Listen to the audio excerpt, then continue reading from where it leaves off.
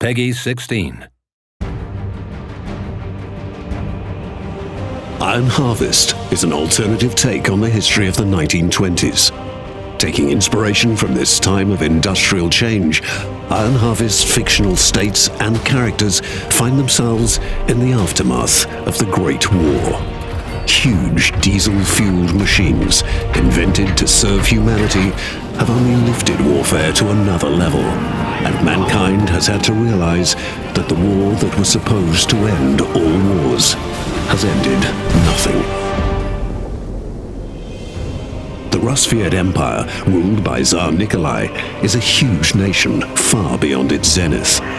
Social injustice has created rising tensions between the different classes, and the Great War nearly tipped the country into chaos and revolution. Only the ongoing conflict with their neighbors Polania and Saxony is keeping the kingdom from falling apart.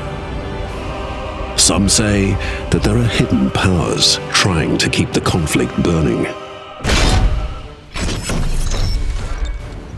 The Rusviet philosophy of mech construction is to forge metal monsters, neither aiming for superior speed nor technology, but instead drawing from the rich resources of their giant empire to force their opponents to their knees.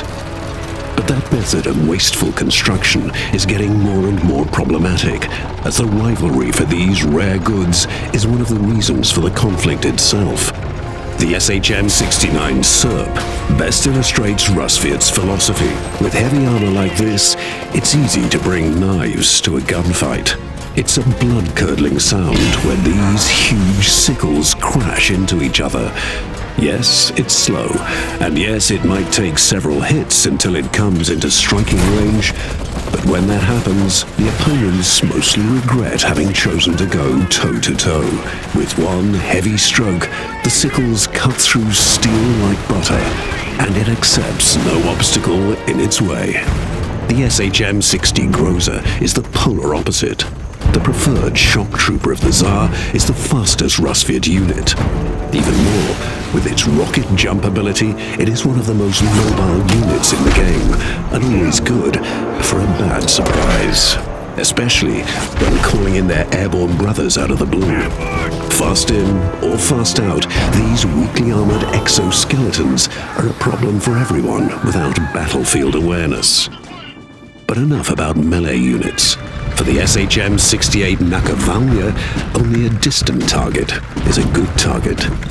It is basically a rocket phalanx on two huge wheels. Its salvo covers a huge area with a lethal hailstorm of rockets.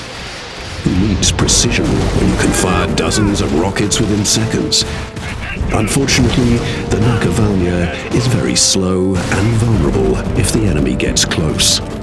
So it's best if they operate in the back line, well guarded by their comrades.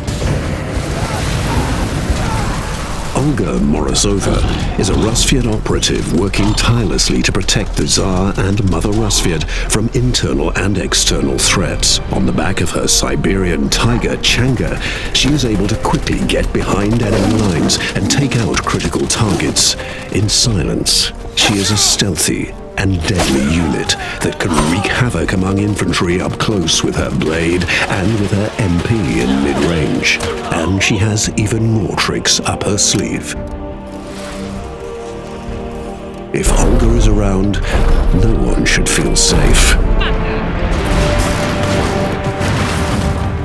The Rusviet army is suffering from great losses. Many men have died in the ongoing skirmishes, and the Rusviet people are starting to question the motives of that conflict. Long Live the Tsar is still echoing in the streets, but dissatisfaction is growing among the people now that the outside threat is becoming more and more eliminated.